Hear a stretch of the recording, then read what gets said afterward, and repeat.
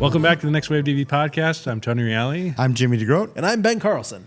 And Jimmy is our guest today. Special star. If you've been watching NextWaveDV for many years, Glimpses.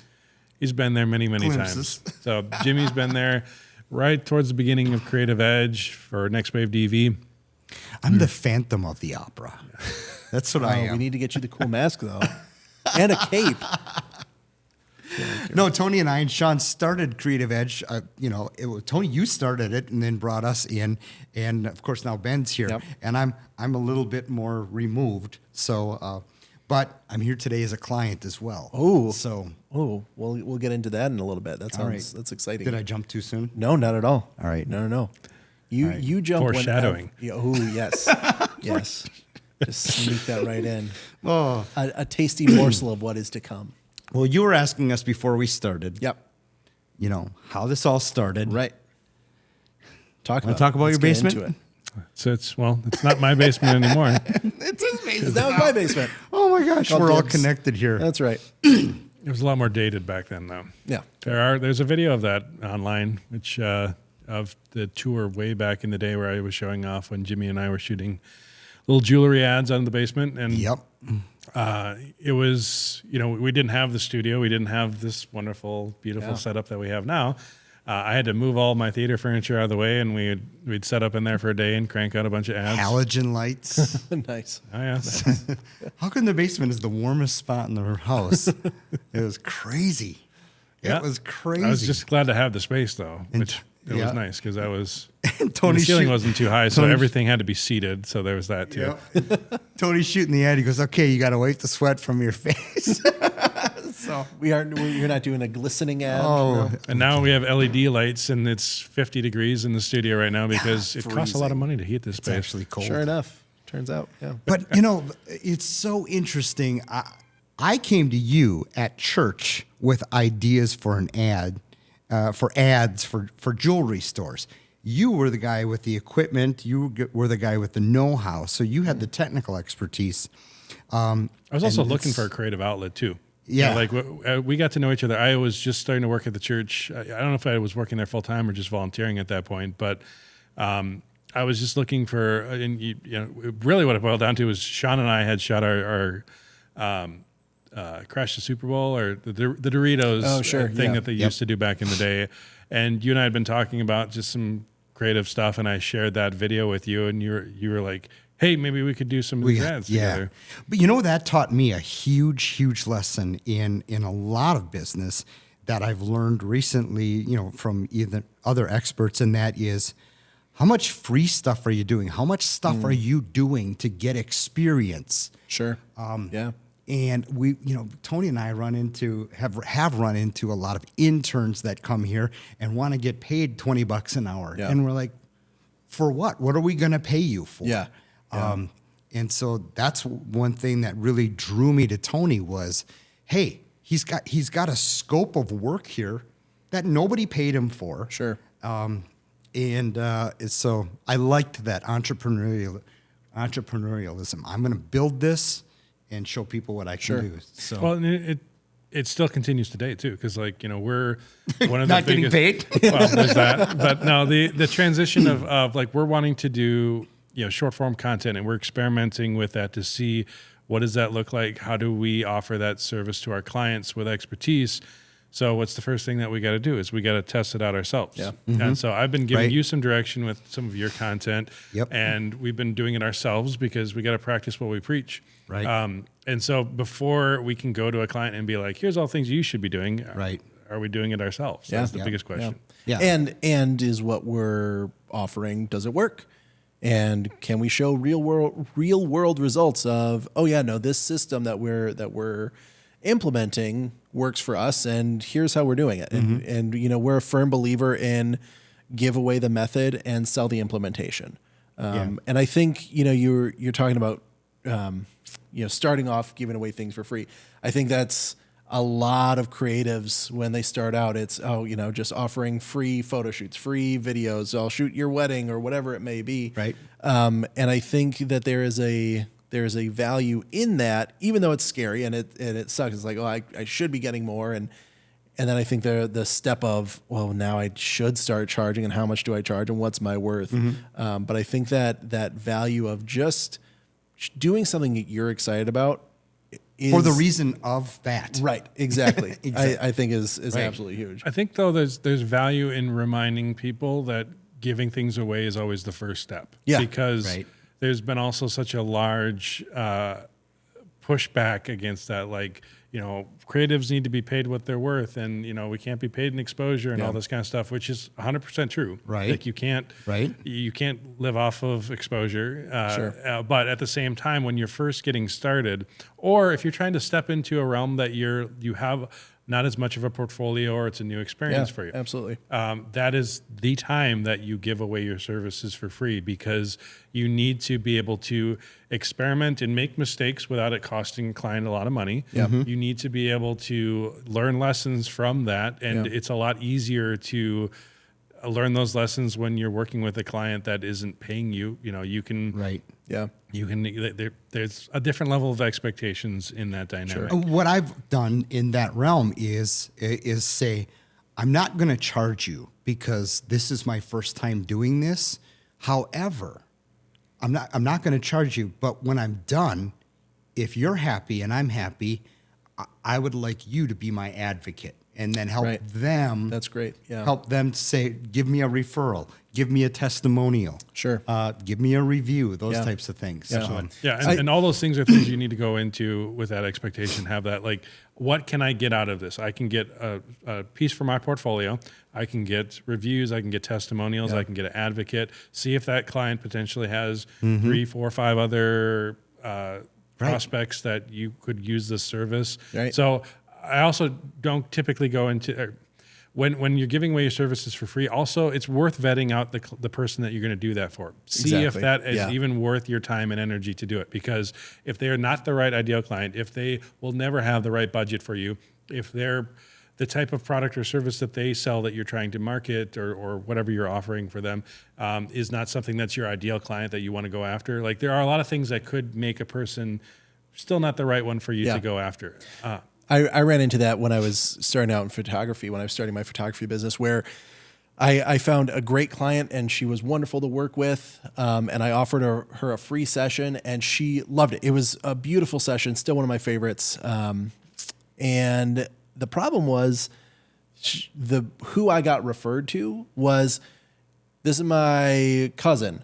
And cousin, this is Ben. He does great work and he won't charge you much. And it's like, that wasn't my branding message I was going for. Because that's like, in that circle, yes, I got a lot of work out of it, but I got a ton of work for not a lot of money. Right. And so, it's, yes, my portfolio is built, but I think that you're exactly right. If you can start offering your services to the right people, and it will take time to get up to that level where you can start getting into a higher clientele base, that would be something that they're interested in. Yeah. I know some of my original garbage, or some of my original photos were garbage. I get that. But It should that's, be. yeah, right. It should Exactly. be. Exactly.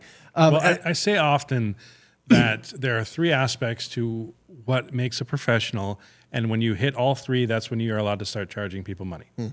Number 1, let's just use like photography for example, because it makes sense when you use it across it. So number 1 is knowing how to take a good picture. Yeah. Having that in your head, seeing it and understanding that. Number 2 is having professional equipment. Right.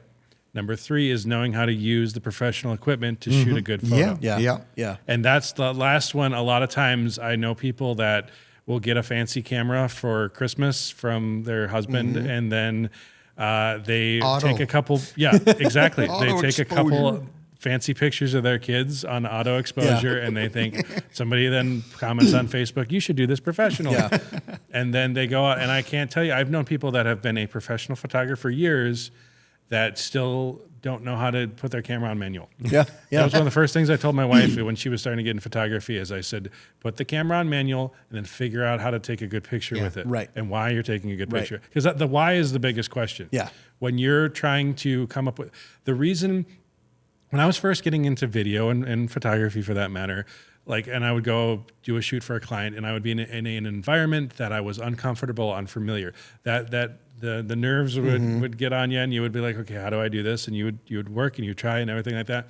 Then when you move to that level of experience where you can walk into any environment and just know what to do, because I've done this so many other times that I'm very comfortable with it. And a lot of it's just vetting a client and being like, this is the style they want, this is whatever, but I can just do it really, really easily. Sure. That's what you hire a professional for.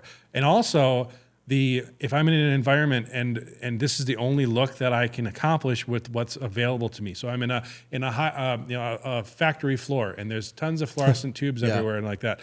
I can shoot that and that's what it will look like. Or I can say, hey, can we turn off those lights? I'm going to put a light over here. I'm going to do this, boom, boom, boom, boom. Yeah. And all of a sudden it's really dynamic and interesting and amazing. And the client's blown away. Again, that's what you're hiring a professional for. You're not just going, well, this is the only thing I have available to me. Yeah. So it was fun for me as a director too, because you and I would go there. We would, I'm learning. So what am I doing? I'm standing up on top of a stool, blocking off an incandescent can light that's up above there. It's causing all these shadows.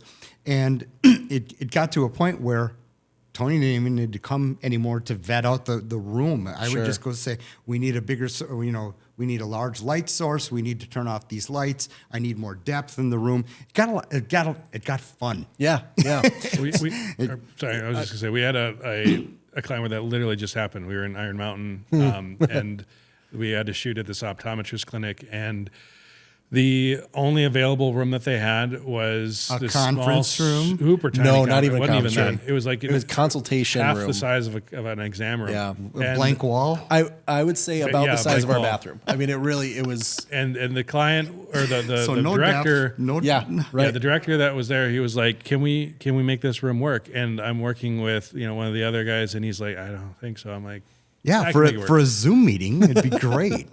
Well, and what it was a matter of bringing in some RGB lights, recoloring the room, playing with Hung up a background piece of art on the wall, separating the person from the background. And we had the cameras butted all the way up against the wall as far as we could. I couldn't even get behind them. I had to rotate the monitors around so I could. We just took it off of the mountain, just kind of hung it there so we could look at it. And then it was all said and done. I walked the client over and he looked at it and he was like, "It looks amazing." I think his exact words, "How did you guys do this?" Yeah. The director, he's like, "There's no way I thought this was going to work." But I think, going back to that experience and getting to that level, people often talk about, just give away for free. I think a different way to think of it is someone's paying for that session. It might not be the client. You may be paying yourself to get that experience. I mean, if you think how much it would cost if you were to hire talent, if you wanted to just practice and you had to hire a model, that's going to cost you money. Right. And so if you have someone who is willing, maybe not to pay you, but you're willing to pay them in your time and your services in getting a model, in getting a location, I think that really, someone's going to pay for it. But rather than thinking of giving it away for free, really we have spent enough time paying for our services, where now we're at the point where we can start charging other people for our services. Right. And I think when you can flip that mentality, it helps, one, kind of bite the bullet and do it and kind of get over that ego, like, I should be making something. Well, you are, and that amount of practice and being able to feel confident walking into a tiny little room and say, "Oh no, we can make this work," because you have experience making it work before. And that's my encouragement, and I know it's all yours encouragement as well, is to anybody that's graduating either from a film program, an audio program, I don't care if it's a carpentry program. Yeah. Okay. You're still going to need your side gig at the restaurant waiting tables, just like they do in Hollywood. Yeah. Right. And they know they got to put that time in, that effort in. They've got to hone their skills. I'm going to just say the first thing that'll turn any director or producer off to hiring you is you jumping into wages and benefits right away. Sure. Go out there and prove yourself first. Yeah. We've had it several times where we're like, okay, what have you shot? Show us what you've shot. Yeah. Nothing. Okay, Well, this is how much I'm going to pay you. Fast learner was on so many resumes, and I'm like, I don't need another me. You need to bring something to the table. Yeah. And Yeah. And going back to your point, Ben, like somebody has to pay for it. The other side of it too is like when you start getting better and you are getting paid client gigs. A lot of times, what I really enjoy doing is basically putting in maybe 50% more effort or 100% more effort than the client was paying for to continue to grow our portfolio. Sure. Because otherwise, we're at this level of client, and we're charging this level for clients, and we're giving them this level of video production. So Yeah. what's going to happen? We're going to continue at that level. Right. That's so a what great- we would yeah. do is we'd have projects where a client would be here and they would pay this, but we would give them a video that's like this. Yep. And then now our portfolio had more videos at this level. Yeah. And for those of you listening in audio, my hand's higher now. So It was lower. it was lower. And it went And now up a it's higher. significant margin. Okay, yeah. But I'll just say really quickly, like that was the difference. Yeah. That was such a difference maker in the short period of time where we worked on project. I remember when we were just happy to get $5,000 for a job. Yeah. And then we were slowly working our way up to 10, 20, 50, $100,000 projects over the course of like 5 years. We grew that rapidly. Right. And it was because in those earlier phases, we were giving clients more than they were paying for. We didn't do it for everybody, Yeah. but we would choose a project where we're like, we really want to do this, whether it was throwing in additional 3D animation or motion control or things that they weren't necessarily paying full price for. Yeah. But we had this idea, and then we got it in our portfolio, and it made our portfolio look Right. 10 times better. So you ended up paying for it. Sure. And We did, But we were still doing it on a paid job, which is really nice. that's a great point. Yeah, I absolutely love that. Yeah, like- I got something for it, but we were so excited to do it. Yeah. We didn't really even care too much about the paycheck. Yeah. We wanted it to be so cool that we knew somebody else would look at it on our website and go, I want that. Yeah, right. I mean, one of my favorite one that we've done here was for shoelaces. Not something that you would think was going to be a high dynamic, but it was some of the most fun we've had on set is creating and engaging and putting out really good content. I can't remember how many times we've gotten either a commercial or a video out, and it was a rough shoot or something that was like, oh boy, I don't know how this is going to turn out. Right. And we did exactly what you're saying, where we went above and beyond. We put in the time and physically said, oh man, this video has no business being this good, but gosh darn it, it's awesome. Well, the truth of the matter is clients don't care what you can do. They care what you have done. yeah. Yeah. And if you have a good portfolio of good work that you can show, I've already done this, the what can you do question, that's usually where you have to start doing something for free Right. or Yeah. spec work or Right. whatever it might be. Yeah. Because again, you need to show off your skill sets. There are some clients that may take a chance on you, but for the most part, they want to see what you've done. They want more of that work. They hire you based upon your aesthetic. Think of it like an illustrator artist. They continue to get work because of a certain aesthetic that they have established. Now, I'm sure that they can push and pull that in different directions, but a cartoon artist usually gets popular once they have a style that a certain amount of people like, and they hire them to continue to creating that. So they don't want a bunch of different stuff. They want more of that thing that you like already. Sure. And again, same thing. People want to look at your website, your portfolio, and say, I really like that. Give me that for me. Yeah. And again, if you're giving them something that's dramatically different, then you're actually going to have more problems than the other way around. But I mean, for us, there are so many times where I remember, speaking of Specsbox, I had an idea for like a car ad that was going to be this. It started off with a guy like sketching a drawing, and then it was this evolution of technology where then he was sketching a blueprint, and then he went over to computer, and then he was starting to work with the 3D model, and then we were going to future technology where he then pushes it out into this holographic display, and then he's manipulating the hologram, and then he was going to get in the car and drive off, and we were going to have that all done motion control and everything like that. Had this idea sitting in the back of my head for years. I'm like, one of these days, maybe we should do it. It would be really cool, and it would be a great spec spot to have in our portfolio. But doing spec work still costs money. You got to hire talent, you got to find a location, all that kind of stuff. Yep. So I had that idea sitting in the back of my mind, and then we were meeting with a client one day, and it was this company you would never have associated the same thing with. They did pipe fitting and manufacturing. They had these machines that you would stick a pipe tube on, and it would Flange out the end. and it would do what would typically take like a welder a couple hours to do. It would do in a few seconds. Nice. So really cool in what the technology did, and they were trying to portray that they wanted their brand to be this really high tech, modern, cool. Because it brand. was. Sure. Yeah. And so as we were talking, I'm like, Jimmy, remember that spec ad idea that I had? And we ended up doing it. I mean, it wasn't exactly the same, but we got paid to do that. Yeah. So by just keeping that in my back pocket, years later, I was able to use it, get paid for it. Again, it's a little different than the car I would have been, but it's still in our portfolio, and it's still a video that we reference a lot of. Yeah. Yeah. And it turned out really well. I mean, I think that's one of the crowning jewels. Maybe not crowning jewels, but it's definitely one of the better videos in the portfolio. Absolutely. What I love where you guys are headed right now, and I say you guys because, like I said, I'm kind of the phantom here, and I'll tell you a little bit about projects that I'm working on right now that they're helping me with. But my point to all this was that reminded me so many times we've completed an amazing video. Here you go. Here's the file. Download it. And then where is it a year from now? Where is it? Yeah. You just paid us $12,000 Yeah. and it's on some page way back in under the videos file on Yeah. your website. Yeah. Tony, talk about that a little bit. Ben, talk about that a little bit. You guys talk about that. I mean, I feel like I've been talking about it a lot. Have you like been? in my Yeah. short form content? I've been stuff. following I mean, you. I can keep talking about it because it's such an important topic. Yeah. But to your point, yes, 100%. It is.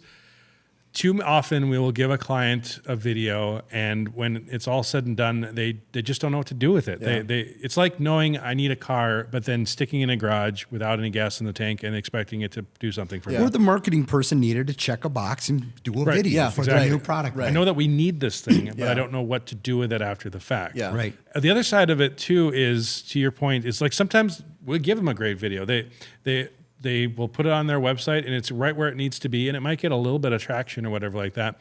But they put a lot more expectation into that one video, thinking it was going to be their saving grace. Right. Yeah. Then really what they needed was a video for that page, a different video for a different page, Right. a different video for another page, and then specific targeted ads that would be used for social media. Yeah. Where we'll do a great video, even the one that I was referencing that for the pipe company, where it's a very, it's got a slow build up. It's this emotional draw in and all that kind of stuff, and it's interesting and it's dynamic and it has that build up, and then you watch it and it's great. Yeah. Looks like Iron Man, by the way. It does. But the thing about it is that is a horrible video to just try and stick in social media and turn into an ad. Right. Because it takes you like 30 seconds before you're really into the meat of the video. People will have Ain't nobody tuned got out time for way the that. heck before that. You know, there's even like a text crawl at the beginning of it, a very simple, short one, but even so, that you want that hook to be right away. I should be knowing in the first like 5 to 10 seconds everything I need to know if should be continuing watching this video. Right. That leads me Yeah. into something I've wanted to talk about. Yeah. And it's a whole new subject, but it's a perfect lead in, and that is know what you want your video to do. Yeah, exactly. Know what you want your video to do. I mean, I guess the next question I'm going to ask you guys, which should be a humorous version, is what are the dumbest phone calls, or what's the worst thing that happens? But the thing is this, like Tony said, there's a spot on your website for testimonials. Yeah. There's a spot for how do I want people to feel about my product. Yeah. Then there's a spot about how to implement it, how Sure. to use it. I like what you've always said, and that is if they know a little bit about you and heard about you, you have, 15, 30 seconds?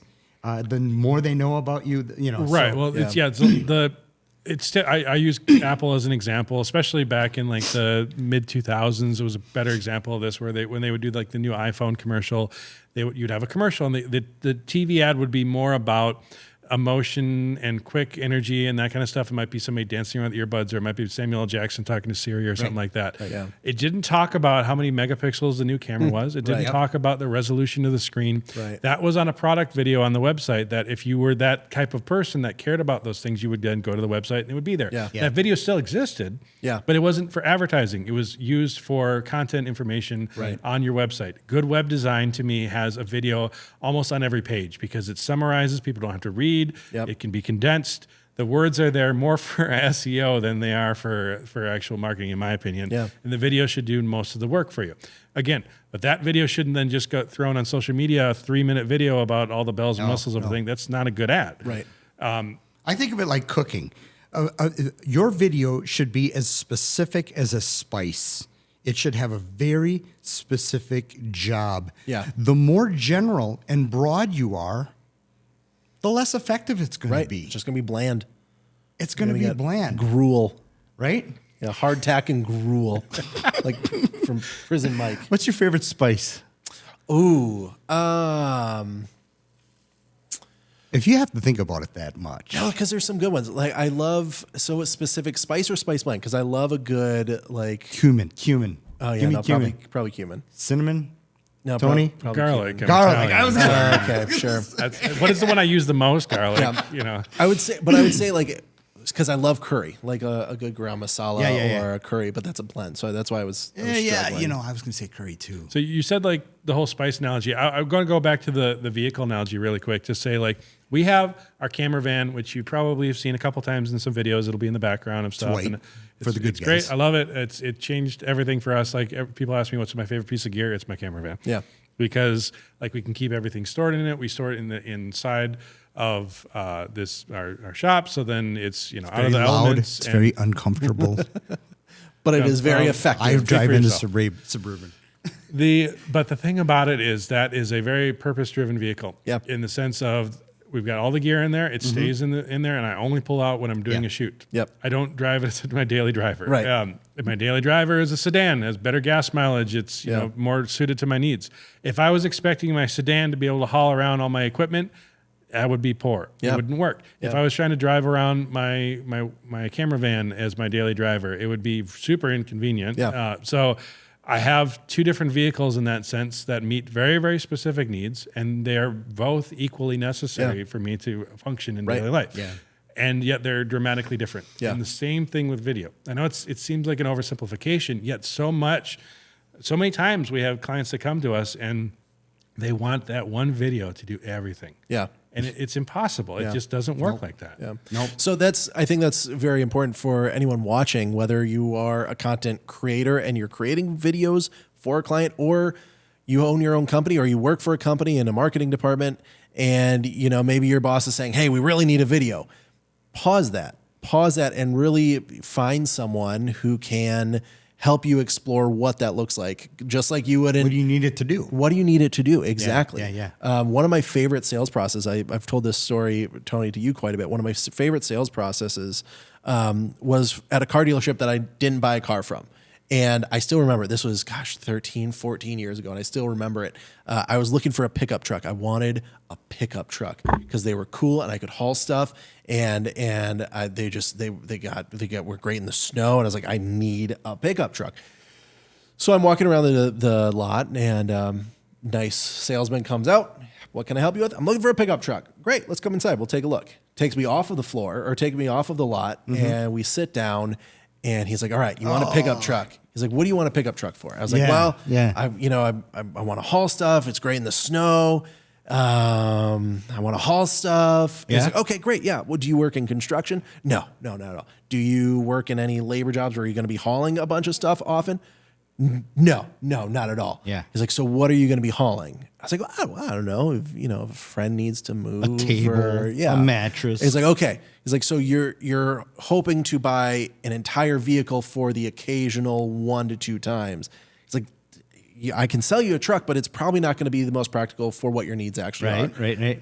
And then he's like, "Well, what are you looking to spend?" And I was like, I don't know, probably like $35,000. That sounds about right. That's what a car. Keep in mind, I'm like, I think I was like 19, 20 at the time. $1,000. What were you doing for a career?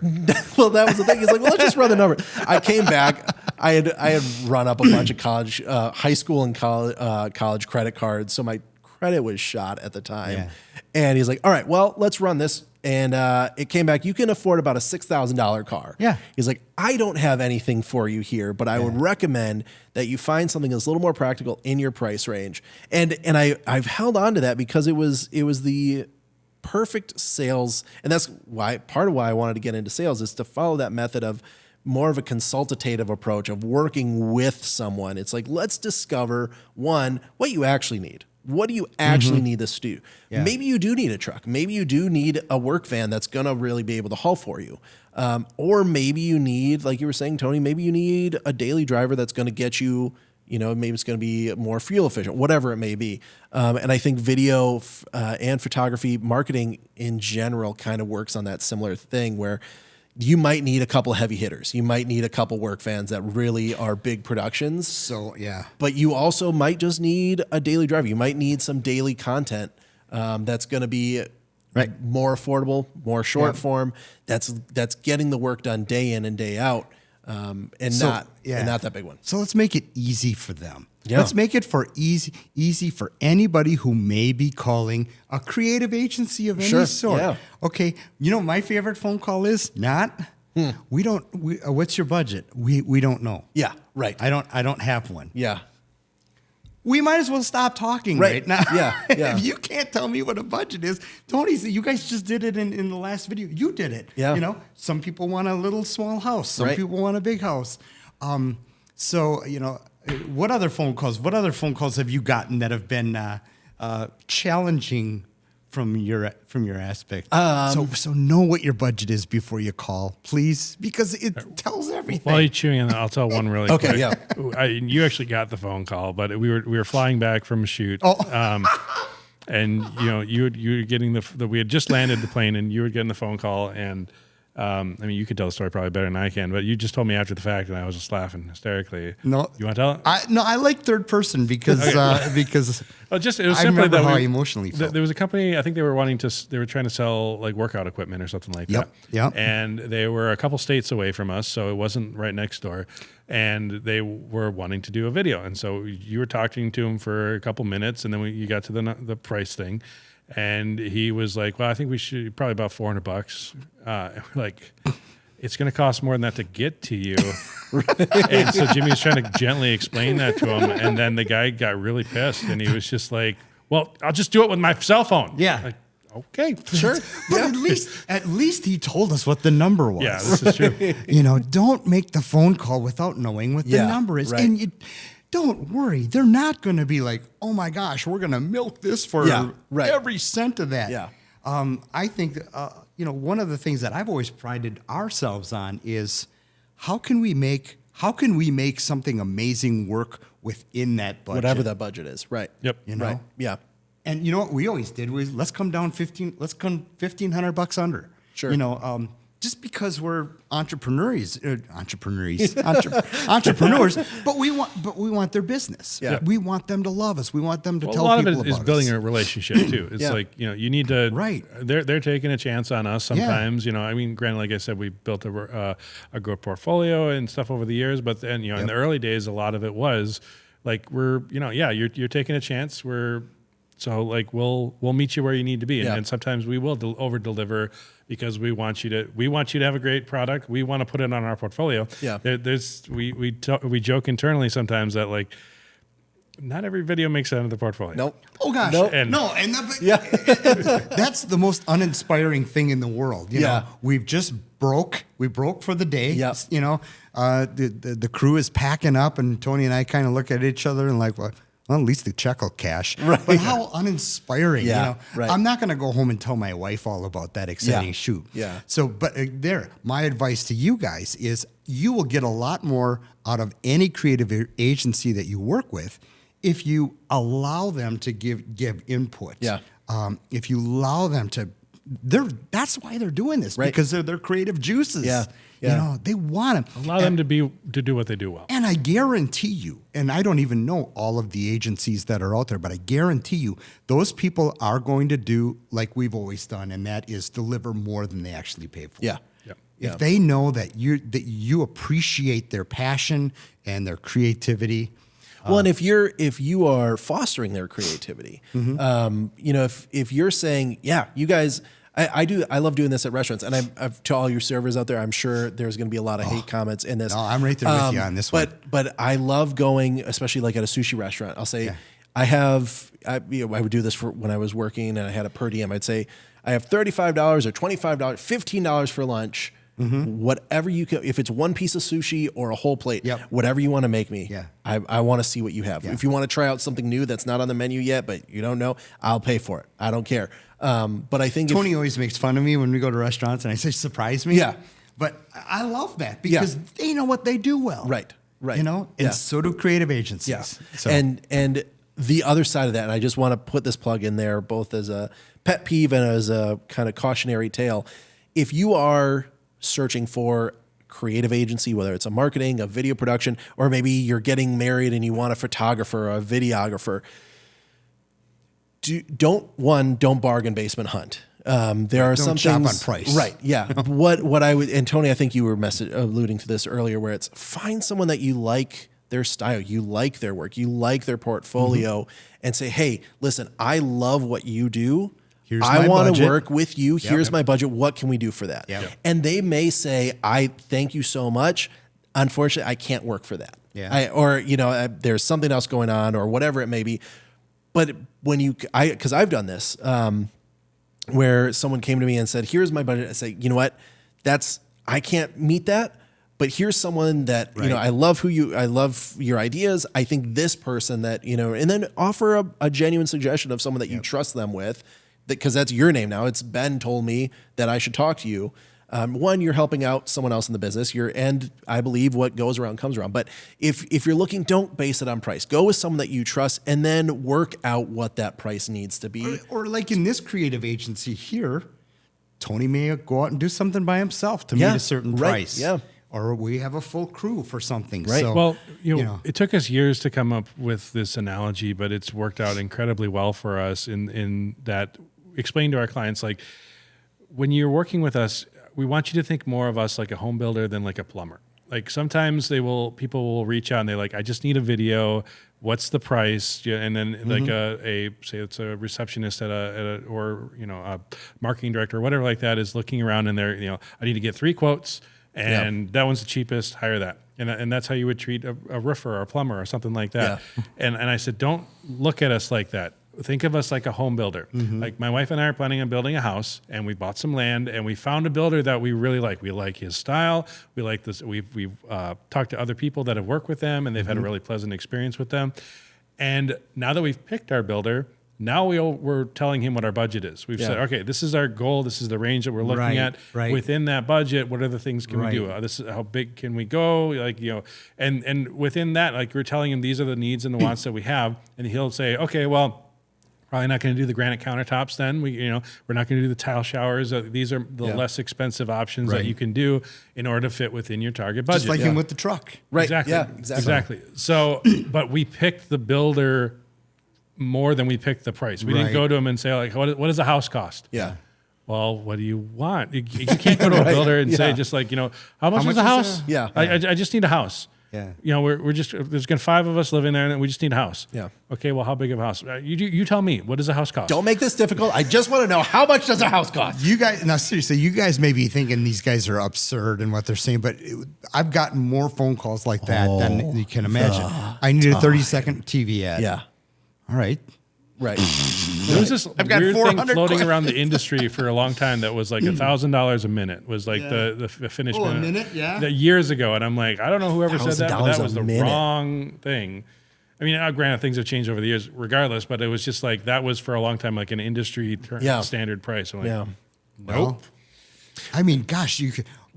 Am I hanging from a helicopter doing an aerial thing? Right. Are we flying out to a different country? Are we flying to Japan? Are we hiring 30 actors? Or are you going to sit in front of this set right here with this light with that camera, just like this? Yeah. Very again, different price. the whole point is we're not trying to milk a person for whatever they're worth. It's we aren't going to pitch you a concept. Again, I'm not going to say, like, I have a friend that is well off that put granite countertops on every surface of his house. He has granite countertops under his washer and dryer. Great, awesome. I mean, okay, that's something that he wanted. But there's no way that I would ask my home builder to pitch me something like that. Right. But at the same time, if somebody has $1 million+ budget and they're looking for stuff like that, okay, well, these are options. Yeah. So when we tell a client, like, we need to know your range because we don't want to pitch you a concept that's way out of your budget. Right. And then you get upset because we can't do that. Yeah. But we also don't want you to be looking at us just purely at a dollars and cents standpoint because we can do it within your number. Yeah. Right. It's just that you're going to get a different video. We had a project for a client that we had a budget of like $70,000 or about $90,000, do not exceed of $90,000. We came in at about 70, delivered a great ad campaign for them, and then a different location, same it was for a casino. It was the same general umbrella, but different location, smaller location, had a budget under 20. We came in and we did a multi-ad campaign for that, but we just scaled things back. We didn't have as heavy animation. We had less talent. We had all these different things. All right, let's talk a little bit about the ingredients, okay? that go into this phone call. And I'm going to start with this because I've lived it when Tony and I were putting up drywall and painting this old hockey store. Where the hockey pucks were going through the walls. I mean, there was hockey. On the other side there of was this the wall. holes. Yeah. So we're there, and we're our blood, sweat, and tears, literally. Yeah. Right. Yep. And then Joe Blow gives us a call and says, "How much for an ad?" Well, let's talk about what goes into that. Somebody's got a creative concept. Yep. Somebody's got to think about what that is. Somebody's got to write the copy. Not only write the copy, but get together with another guy and say, okay, what kind of visuals can we do? Yeah. Okay. That doesn't happen in 30 seconds. Right. That happens over days. Yep. So we're talking about the visuals. We're making a storyboard, whether it's stick pictures or whatever, stick figures. By the way, we've got to heat the building we're in. Yep. We've got to have the lights on. We've got to grab some lunch. Yep. Okay. We have to exist. Got to pay for the phone that you're calling us on. We got to feed our families. Insurance, put so that gas if in our somebody cars. drops a light on your head. Oh yeah. Okay. We haven't gotten there yet because we're not even at production yet. Okay. So now I got an idea. I got a script. I got to pitch it to you. So far, right now, no dollars have taken place. Yeah. No dollars have been exchanged. A lot of that is on the come. And my prayer and hope for you guys is that we're never doing work anymore where we get that far. Sure. Without an agreement of scope of work. Yeah. But this is how we start out. Yeah. And it's such an industry standard thing. RFPs or requests for proposals are so and I get like we're small fries. There are industries where I know we've done videos for those industries where they're pitching $1 million project. It could cost them $100,000 to do the presentation, Right. to then maybe get the project. Yeah. To maybe get the project. And we've been burned enough on that, Tony and I, where it's like we will not go into those agreements unless we know it's 90% we're going to get it. Yeah. Okay, so now we got the idea for the ad. We got to find a location. We got to rent a car. Yeah. Because it's a car where the person pulls up in a car into a parking lot. We've got to find that location. We got to rent that location. We got to get some talent. Right. We got to get the talent approved. And there's different levels of talent. I think a lot of people don't even realize that. Like, there's well, you there's can use talent my sister. Yeah, she was in the high school play. Yeah. My sister. Exactly. Great on camera. One of our staff. pretty. Our staff is really Yeah. good. Yeah. He's really personable. Oh, yeah. He'll be great they on work camera. for us. Yeah. Famous last words. And well, even beyond, like I remember we were doing a shoot where we had paid talent for everything except we needed a staff member to walk up to a car window and say one line. Yeah. Yep. And we were there for hours trying to get them to deliver that line with any sort of normality. You cannot imagine the inability of people to act in a quality way or to take direction from a director. That is difficult. It's a talent, and it's something we do not discount at all. Yeah. I mean, it's huge. Yeah, because Even it's not just some of the people delivering a we've line. paid. Sometimes you're asking, you need them to say it a certain way within a certain amount of time, like a 30-second ad. Yeah. Like every second is money. So Yeah. you need or emit an emotion. Yeah. right. Or do it that same way, but bring that line up and that line down. Yeah. That's, Okay, so that's talent. Now we've got to pay a crew. We need Yep. some guys to set these lights up. Yeah. Okay, we got to run audio. I have to have an audio guy, separately monitored audio. It's not going to be a camera mic. Yeah. For crying out loud. Right. and then the big question is, how many setups do we have in the day? If we're doing, it's a whole different thing. If we're doing one setup and we're shooting the same thing versus if we're setting up, tearing down, setting up, tearing down, you may need more crew just so that we can be setting up the next thing while we're tearing down the previous thing. Yep. Just so that we can crank out, because like a 2 or 3 man crew, it might take them 2 days to accomplish a shoot versus a 5 or 6 man crew. We can get it all done in a single day, Right. because of all that efficiency of setup and tear down. Yeah. So you're paying more in one regard, but you're paying less because you don't have to bring the talent back. You don't have to reserve a location more than once. Hotel rooms, all that kind of stuff. So there's so much to be considered. I don't know. Call this a rant. I don't want to think of it as a rant. But please understand that you're creatives. Jimmy. Yeah. Problem solved. Just do animation. Just shoot it on green screen. Just shoot it on a green screen. And by the way, we want our logo animated Right. at the end, and Right. we want this car for this. You remember that guy? We want this car to jump up and down like a little puppy Yeah. dog. Okay. For those of you listening that are creatives, you're understanding the sarcasm there. I'm sure there's a lot of people who are like, oh yeah, no, just do animation. That sounds like a lot. Just do an animation. It often costs so much more to do an animated version of a commercial versus just trying to shoot it live action. Well, so anybody that's been watching our channel in the past several months, you'll see we've been doing a lot of virtual production. And there's multiple reasons that I like virtual production. One of which is it's easier to see something in camera. You can then light to it much better. It's warm, You it's can cozy. shoot. Yeah. Yeah, well, it's quiet. You like those things. warm and cozy and quiet. But you can like I can light it. I can shoot with shallow depth of field, which is hard to do in green screen. I can do filters on camera and smoke and light and snow machine, all sorts of things I wouldn't be able to do on a green screen. But where it really boils down to, probably the best thing is once you get it in camera, it's locked in. Yeah. The client can't come back because we've done a lot of green screen shoots where we've laid it out for the client. We never go into a green screen shoot just guessing. We have to lay it out as best as we can. Right. But even so, we get to the edit and the client's like, well, what if we did that a little differently? Could we change that? Actually, I totally don't like that anymore. Yeah. And obviously, what we're just talking about, that's a change in scope of work. So that should result in a change in budget. Right. It should. Yeah. It should. Yeah. It should. Yeah. But the other thing Someone's too, gonna pay for it. Okay, so right now, roll B-roll of you guys setting up amazing stuff in studio here for this.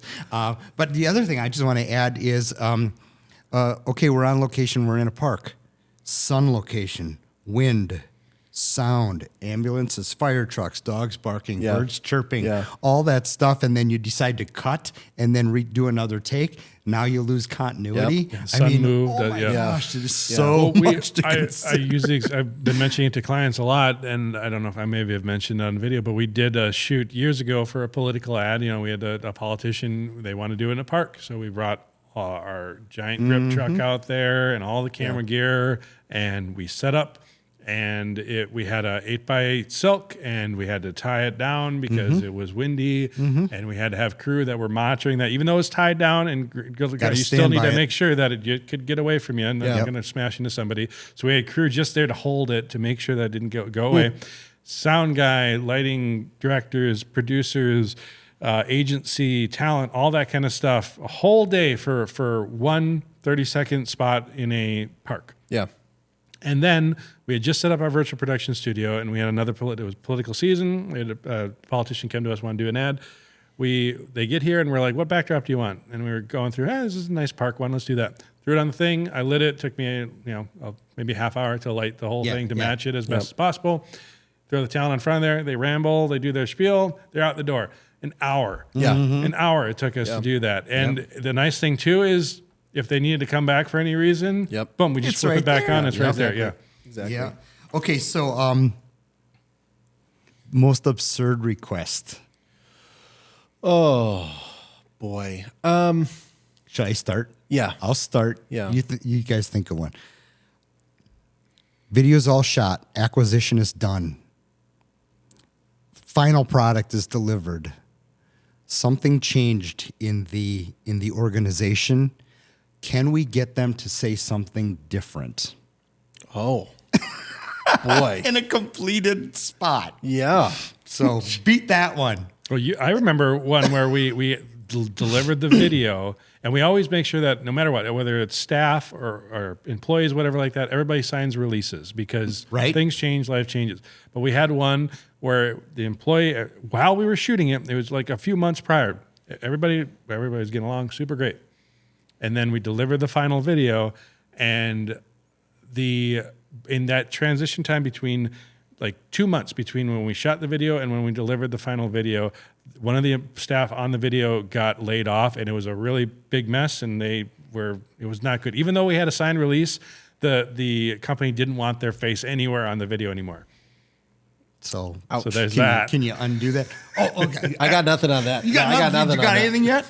I mean, I have little stuff. Nothing that egregious. Okay, I got to do another. Yeah, go for it. I got to do another Yeah. one then because he just reminded me of something. Yeah.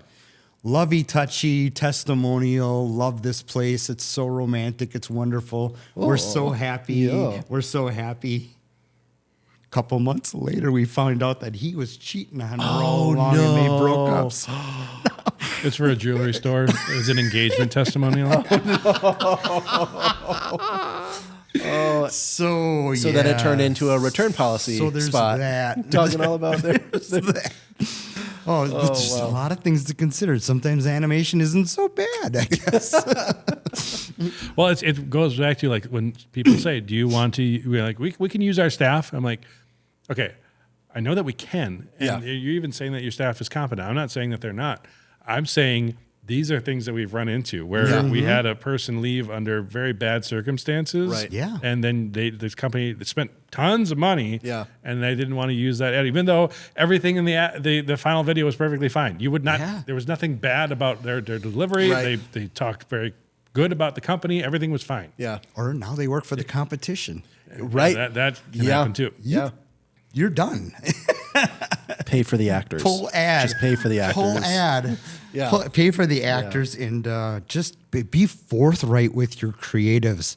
I promise you. I promise. Like it's, we all know the guys around here. Yeah. Right. We know them and not intimately, but I know that I can say this with all the confidence in the world is that the more forthright you are with them, the more you allow them to be involved in the creative process, the more bang you're going to get for your buck. Absolutely. Period. Absolutely. Well, you know, the other thing that we didn't mention is a lot of companies are too close to their own brand. It's the curse of knowledge. Yeah. Yes. The curse of knowledge where Yep. like I know my product so well in and out, but I can't see it from the perspective of somebody that is new to it or had never heard of it before. So those things, those elements that rise to the top that are necessary to focus on as main key points, as selling points, as problems that you solve, that is all meshed in and gelled in with the how many years of service have we been doing this? And you know, Sally, her kids had a recital, and we all of our staff like went to it, and so that that was a great story for the internal of our company. Yeah. Our customers would want to hear about that, right? Because we're great corporate culture and all that kind of stuff. I'm like, that's a nice story to share on social media. Sure, I'm not saying that, but like that's not your that isn't a sales video for your product or service. Yeah. He didn't, okay? No. I have a story. I heard this. It was on a TikTok somewhere. It was a guy talking. It was on a TikTok. It was on the TikToks. It was on a web. On the interwebs. On one of those interwebs channels. It was a story about a guy. It was like Christmas Eve, and his heater went out, and so he called up someone. And the guy went in and he's like, you know what? We haven't been in business. My dad started this company, or my grandpa started this company, and my dad took it over. We have been in business for, it wasn't a heater. They were on the side of the road. It was for a tow truck. That's what it was. All right. He had been in business. He was running late, but he gave himself enough time where if anything happened, he was gonna get there. But he had 30 minutes to get to a speaking engagement. And whoever, I apologize, I forget the creator, and I apologize for butchering your story, but I just want to get the gist of it. So he had 30 minutes to get to this engagement, and he calls up the tow truck driver, and the guy's like, yep, my grandpa started it, and my dad took it over. We've been in business. We are AAA rated with the Better Business Bureau. You are in good hands. And went on for 15 minutes about how great he was and like how great the company is. Called up the next guy, and the guy said, you're where? Sure, I can be there in 15 minutes. Boom, done. That's the guy you care about. And that's the guy, he's like, I do not care. I have 30 minutes to get there. I do not have even 3 minutes to listen to your spiel. What I want to know is the guy that's going to guarantee that he can get me in and out in 15 minutes. I want to know about that brand, and that's the brand that I'm going to evangelize when I get done. Oh, I almost missed it, but thankfully ABC Towing was able to come and get to me. I guarantee you it would not have been, oh, you know what? I had the greatest experience. I had to wait a good hour for them to come. I'm sorry I'm late, but it was a family-owned business. And they've been in business for 30 years. And you should have seen the truck. You should have seen the truck. Super, it had super shiny, state-of-the-art truck. The newest car lift on the market. Their winch could tow up to 6,300 pounds. Can you believe 6,300 pounds? Did you make your speaking engagement? Oh well, yeah, a little bit late. The next one covered. All right, he segued. He didn't know he was doing it, but he perfectly well segued into something that I want to talk about because it's really all about me. By the way, how do you spell segue? Oh gosh, I know how to spell it. Segu? Like C-G-W-A-Y is like the Segway. Segway, yeah. That's the vehicle. Dean Kamen Segway. S-E-G-U-E. Anyway, but no, that's a great segue because what we've been talking about is a little bit about frustrations from the creative aspect, but also knowing what you want when you call the creative agency. Yeah. And these guys right now are helping me. As a satellite of Creative Edge Productions, I run a retail sales training video subscription program. It's a weekly video. And I've been doing it now for about 10 years, and it's coming along. But you guys are helping me right now with some amazing questions that I've never even really thought about to help me market this and push this, not only how to do it, but what the messaging should be, who my customers should be. So I know this may be a little preemptive, but what you guys we've been want building to with for talk you about that? is we've been building with a customer avatar, also known as a buyer persona. And the idea behind that is simply, instead of just saying like, my average customer is this, and they have, it's really narrowing it down. It's like, let's sit down and make a complete person. Yeah. Make them three-dimensional, not just one or two things, but like what's their age? What is their interest? What's their political views? Well, and I think it was interesting when we first sat down. It was like, all right, who's your ideal customer? You started off because we're so used to that. It's like, well, I mean, they're probably aged, 35 to 50. It's like, no, how old is Bob? Yeah. Bob's Furniture. How old we is created Bob? two human beings named Bob and Holly. And they're very specific. Very, very specific. We got down to hair color. How many kids, what type of movies, the goal the is music. we need to focus not only on their demographics, but on their psychographics. Yep, We need to not just say this is their age and their location and their vocation and all that kind of, but also this is the things that they look at on social media. Yeah. This is, again, their political views. This is the music that they listen to. Because when you do all those different things, then you can make sure that you're aiming at those different targeted elements in your content, in your message, and in the social media, the platforms that implementation and everything. you're advertising on. So I'm excited about it, and what I think we'll do is just I'll come back here every couple of weeks or so. Let's talk about how the metrics are growing, how this is working, because you guys are kind of using me as a test pilot on this. Sure. Yeah. What's the guinea pig, so to speak? Guinea pig. But what we're doing is we're launching a whole new aspect, and we're a few steps into it. But Video Pathfinder. We're not talking about that yet. We're not talking about that yet. We can drop a little fish food in. We can drop little tidbits. Trifles. Yeah, little trifles. But Tony, to entice. You gave me like 5 things to do and 5 things to stop doing. That has helped tremendously already. So I am pumped about where you guys are headed or where we're headed together. Sure. So I can't wait. So well, and I think, we had talked about this a little bit earlier, but I would love to talk about Video Pathfinder some more, but I also want to talk about what you're doing because for a long time you were a consultant, right? You would go around the country and you would teach people in jewelry stores. That's your background is in jewelry stores and teach people sales. We've certainly, with our virtual production wall, with Unreal, with a lot of our equipment, we've seen the industry changing, the short form changing on social media. A lot of the algorithms are changing. So we've all had to adapt, yourself included, but it's opened up an entire new revenue stream and an entire new business model for you. Can you talk a little bit about what you're doing and how that switch It's happened? not necessarily the business model, but it's Tony helped me really crystallize this in my brain a long time ago. And here's the old model. The old model is consultant comes into a store, trains for a couple days. We do a couple exercises. We do a couple little focus groups and things like that. Yeah. They go away. You just paid them $5,000, $10,000, $20,000, whatever. Sure. And then business goes back to usual. Yeah. And then Tony's like, well, hey, there's a lot of video equipment sitting around here. Yeah.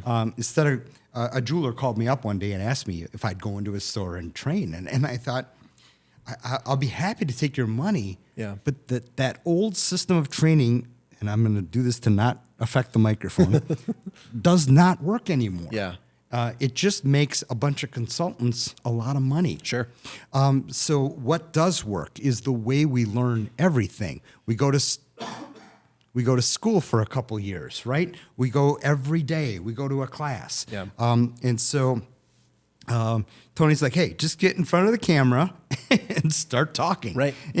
For 10 minutes a week. So it's a video sales training. I talk to sales teams around the world, literally around the world, once a week for 10 minutes. Yeah.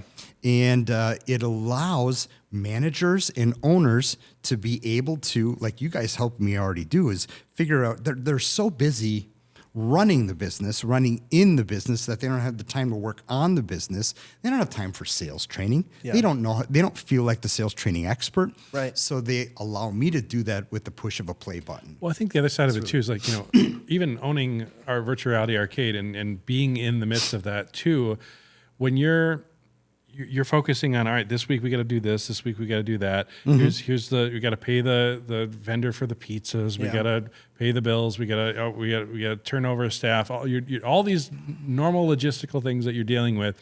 And hey, I need to take time out of my day to stop and think about what's the next message I should be talking about in sales training. Right. It's not just like, hey, it's an extra step I need to do. It's a shift of my brain. I have to really shift what I'm thinking about and where I'm focusing. I might have to go on YouTube and research something or pull out a book or whatever like that, and then ingest it, process it for a couple hours, regurgitate it. It's a lot to just jump into a sales training. So for you to have that resource out there that's then there for them to consistently come back to, I think it's a heck of a lot more. Then it's a weekly thing.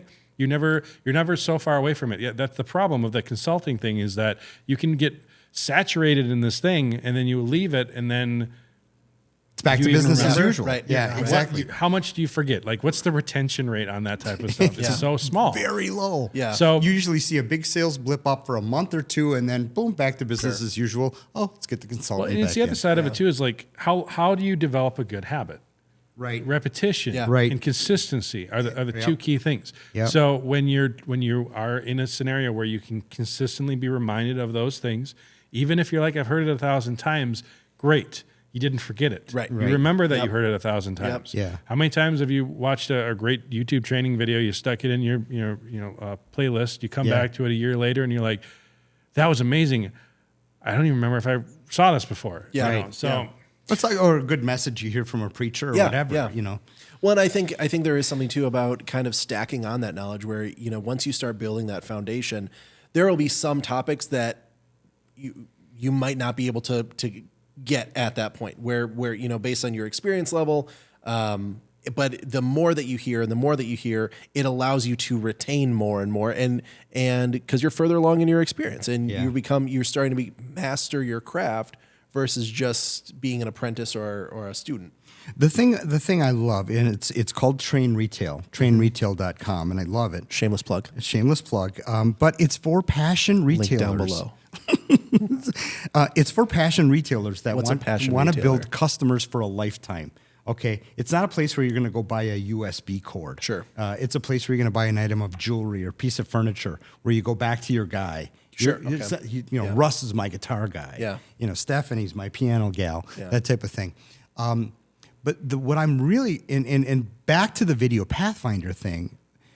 I've been doing this now for about 10 years, and it's growing incrementally. Mm-hmm. It's chugging along, and every time I get a new customer signing up at trainretail.com, Link down below. I call them and I say, "Where did you hear about me?" Yeah. And all that kind of stuff, and at the time, they're starting to go through the library of over 500 videos that I've done.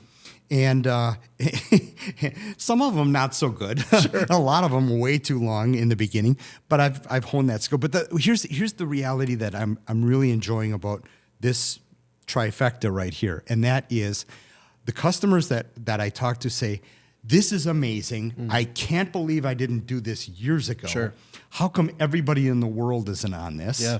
And this is incredible. And for $99 a month or Yeah. $115, I know I sound like I'm plugging it, but the thing is, that's what you made me realize today. Yeah. As we're going through this process is, you know what? It is an amazing deal. And those who do hear about it Yeah. love it. So moral of the story is you're going to help me find more people to hear about it. Sure. There's 3 steps to a successful business. You need to be able to have a good product or service or whatever that you offer. You need to know how to sell it. Yep. You need to know how to market it. Yep. And I think a lot of people conflate marketing and advertising and sales into one big ball of Yep. stuff, and it's not. There are separations to it. Yeah. Knowing how to sell, sales and marketing are 2 dramatically different things. Right. And Yeah, they're because both I know how to talk about it. right, but we need to get people to you. Yep. Yeah. So, and I was looking on Wikipedia the other day for just like good definitions of marketing, just to, because we were talking to our store manager for the arcade, and he's great at managing certain aspects of the arcade, but marketing was just never a strong point. And one day I went to him, I said, do you think marketing is advertising? And he looks at me, he's like, well, yeah. Yeah. I'm like, oh, okay, this makes Square a lot one. more sense now. Square one. I said, and so just here is the Wikipedia definition of marketing. Marketing is the process of exploring, creating, and delivering value to meet the needs of a target market in terms of goods and services. Now it goes on, but just that right Yeah. there, there's a lot of meat that we can chew on Yeah. as we come to the close of this section. But marketing is the process of exploring, creating, and delivering value. Value. So we just start right Value. there. Value. Not If widgets. right. Not services. It's not the Not thing. price. The value is what's important. Yeah. And the value isn't price. And the value is important in multiple aspects. The thing that you're selling has to have value, of course. Right. But the message that you're using in your marketing also needs to have value. Yeah. Which is why in our short form content, in social media content, in whatever advertising you're doing, if you can inject as much value into that as possible, you are going to get an audience that is much more interested in your message Yeah. than just feeling like they're getting sold to or being advertised Yeah. at. Yeah. You want to be, so like, again, I'll say it 1,000 times. Here at NextWaveDV, we have multiple companies. We have Creative Edge Productions. We do video production. We have Creative Edge Concepts as our marketing agency. We have Video Pathfinder, which is our system for doing effective social media advertising. We sell stuff. The NextWaveDV is not our main bread and butter. This is our creative outlet. But what we're doing is we're using NextWaveDV as our platform to continue to grow our brand, our name. So you get to know Tony Reale and Ben Carlson and Jimmy and Sean, and you get to know us, who we are, because people don't hire companies; they hire people. Yeah. And when you want people to understand and know who you are, and when there's a familiarity that already exists. When I've seen your content, even in the beginning, at the very beginning, when I first started doing short form content, I had random people coming into me in the street in Green Bay, just going, "Are you from Creative Edge? You guys do really cool stuff." Like, thanks. Yeah. And I'll even mention this because I think this is probably the most important message that any content creator can hear, and that is simply there are so many more people out there that watch your stuff, enjoy it, consume it, and then go about their day. They don't leave a comment. They don't complain. They don't compliment. They just consume. Yeah. And those people are probably loving your content, enjoying it, and just regularly consuming it. They aren't there bad-mouthing you or singing your praises. They're just consuming it. Sure. And so if you're using the naysayers and the trolls as your gauge of what's successful and what you should be focusing on, or the handful of people that think you're the most amazing thing on the earth, that is the extreme end, and that is Look not at the your middle of the main bell audience. curve. Yeah. And a lot of times the middle is people that don't say a darn thing. Yeah. Yeah. So let that be, because I know for me, there's a lot of people that were just watching our content very quietly in the background. And then as soon as I would see them in passing, they would just then start open up and be like, "Wow, this is really great. That helped me out so much. I've been just gobbling up your content every day. It's been awesome." But they don't leave a single comment. Right. They don't share. They don't like. They don't do anything. Yeah.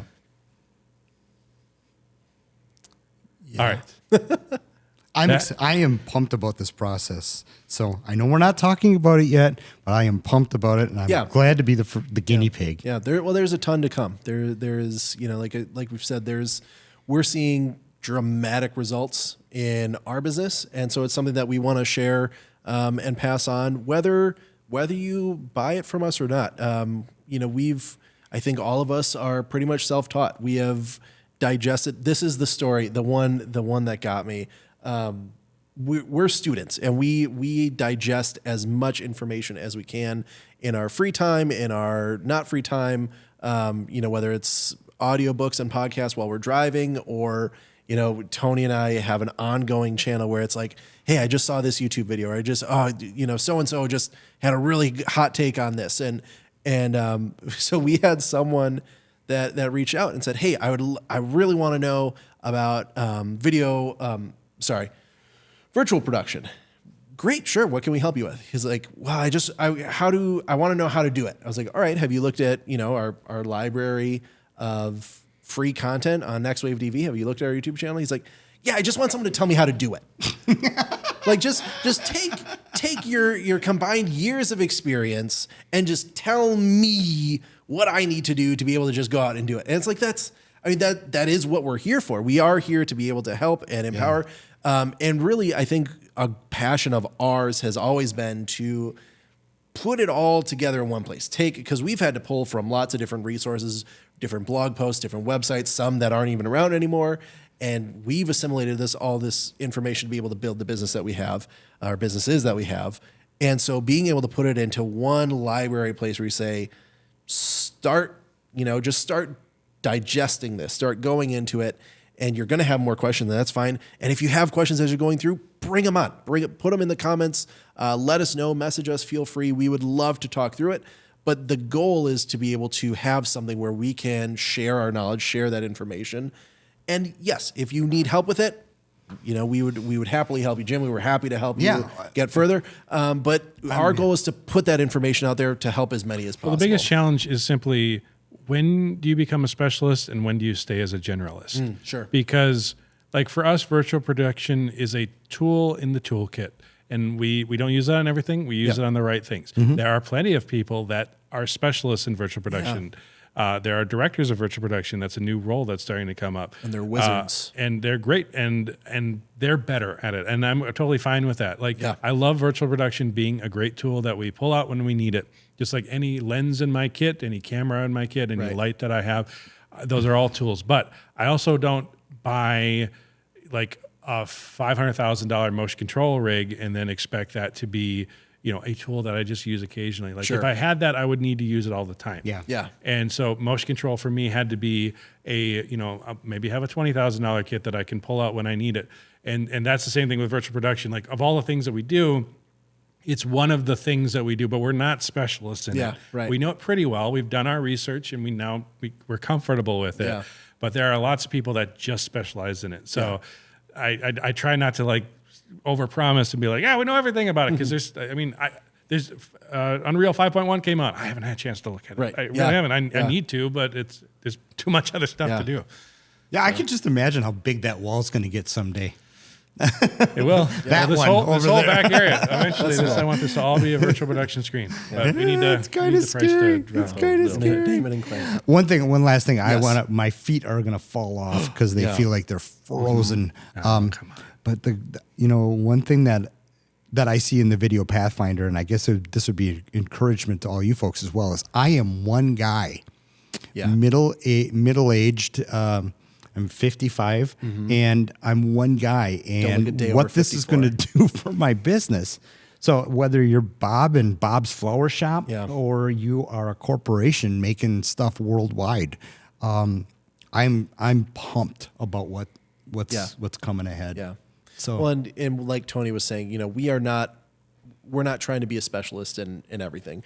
But that is something that we are trying to be a specialist in, is video marketing. I think we have seen the world has changed. COVID, for all its negatives, has done amazing things for business, where remote work has been promoted, where things that would never be possible to do or never thought to be business professional to do a Zoom meeting to achieve business.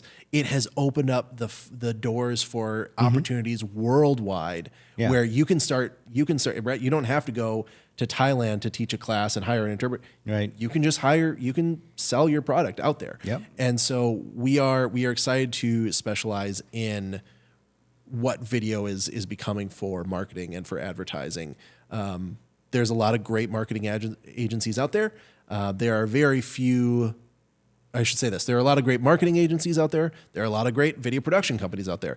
There are not a lot of video marketing agencies out there that can span both and can speak the language of both, from concept development all the way through not just post-production, but then what do you do with it? How do you implement it? And that's really where our focus is. That's A changed while that. back, we made the decision to not just be a video production company, but to transition into being a company that can not just create great content, but help our customers utilize that content to effectively get good results, to grow their company, Yep. to grow their brand, and to grow their sales. And see an ROI on the video that we're making for them. Exactly. And for us, that transition not only meant that we were more valuable to our customers, but it also meant that we didn't have to rely on our customers to know exactly what their needs were and to be competent at executing that. Yeah. Like in the past, before we started doing this, we did rely on our customers. Like, we give them the video. I hope they do something good with this. Yeah. Otherwise, everything we just did has no ROI. It has no good, there's no benefit. Yeah. But now we can now, for our clients, we can now give them not only a great video, but a whole roadmap Sure. on how to properly execute that and then get results, which Yeah. is the whole point of doing this in the first place. Yeah.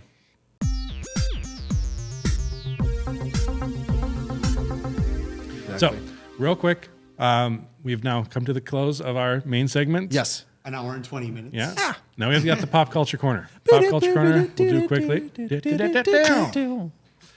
I didn't know there was a theme song. I told you that's our jingle. Yeah, you got to memorize it, man. All right, so I'm going to lead with so pop culture corner, Jimmy, is where we just talk about. What is pop culture? Well, this is just our spot to talk about like things we've been watching. I'm the whatever. old guy in Pop the group. culture is where people watch things and consume What's things. a GIF? All right. So I'm going to talk real quick about Guardians of the Galaxy Christmas special. Did either of you guys watch that? No. Oh my gosh. I didn't know it existed. Yes, it was great. It was awesome. Chris Pratt, Star-Lord, was depressed, and so they Drax and not Nebula, the other girl with the horns. Sure. Yep.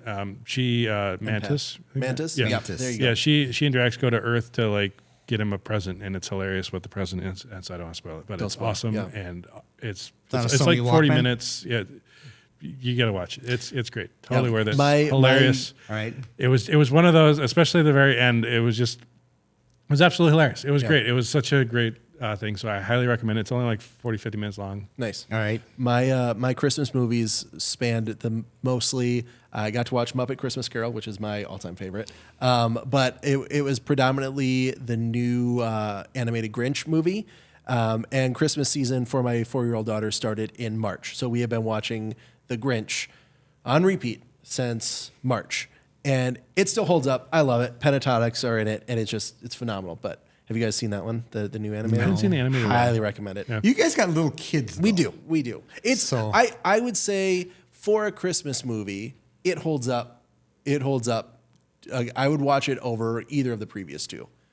And I know The original one? Yeah, oh, yeah, Okay. yeah, Are you serious? yeah.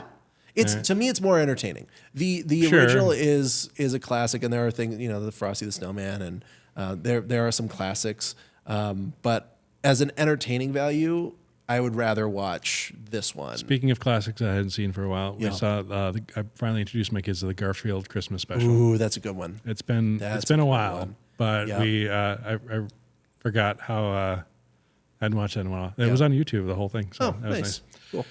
All right. So the other thing I had introduced my kids to from a classic level was Home Alone. And so my wife Yeah. and I had a big divergence in this one because I'm like, I hadn't watched it for a long time. And then we Sure. watched it a couple years ago. And I'm like, our kids are not watching this anytime soon. Yeah. It's just Why?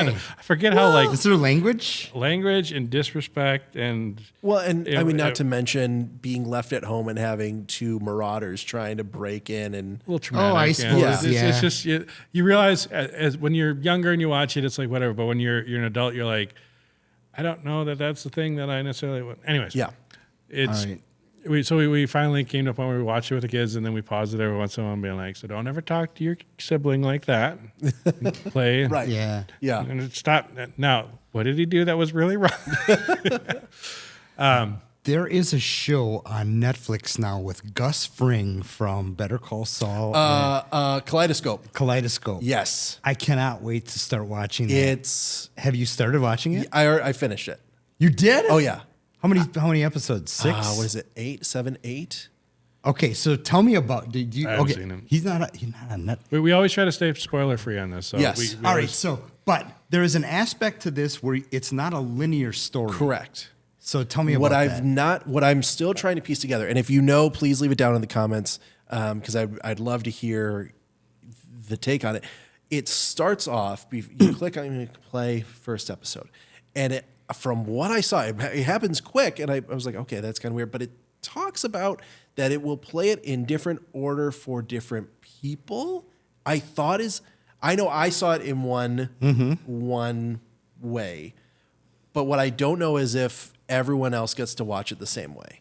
And because I thought the idea behind it was everyone gets to hear the piece of the story differently, and then it all comes together at the end. kind of reminds me of the Bandersnatch thing that they did years ago, which I never got around to. Bandersnatch. That was where like it was interactive, and you could click on, there were prompts that would come up, and you'd have to click on them. Okay. And if you had to click on them in a certain amount of time, otherwise other things would happen. Oh, okay. And then you could never go back. It was like a choose your own adventure type Interesting, thing. sure. And then once you did it, it was like locked into your account. So it was How does an algorithm know?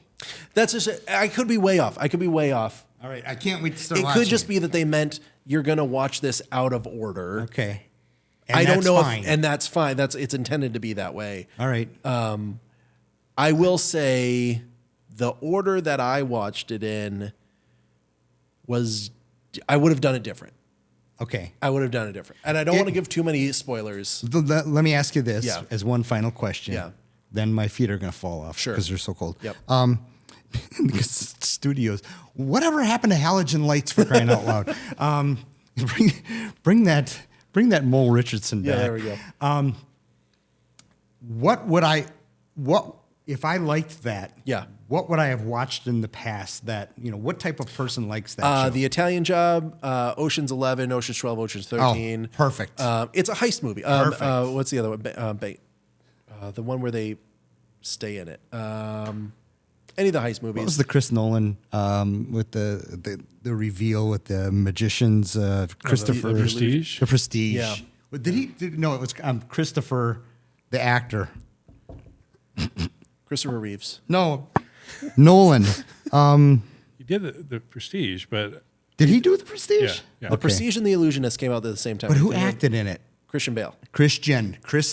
Yeah, that's Christian. Yeah. Because I just saw his new pale blue, Yeah. the pale blue eye. Yep. That's Freaky. I thought you were going Freaky. to talk about the Tenet when you were talking about forward and backwards and things. Oh, Yeah. No. sorry. I'm all right. I'm there though. I love that kind of stuff. If it isn't that everyone gets to watch it in a different order, someone at a network, I think that would be a really interesting, because the whole idea of like binging through a show is like, oh, what episode are you on? Mm-hmm. But if you Can't say you that. can't say it, right? Because I found out the ending before the heist actually happened. We're an hour and a half already. Yeah. All right. Sit down. We got to end the episode. All right. You know me. Do you want me to put the heater like No, on your toes? I'm about to sit right here and put my toes on it. So do I got to sing? Are we singing a song? Yeah. Ready? No. 3, One. 2, 1.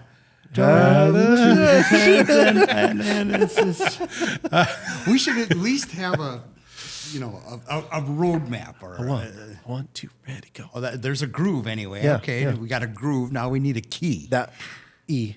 Topic. Ending. So long, farewell. Auf Wiedersehen. I don't want to get the flag for this stuff. All right, thanks for listening and Thank watching. you guys. and Thank you for be sure coming to along check out with the rest us. of our stuff. And All right, I'll be Jimmy will back. be back.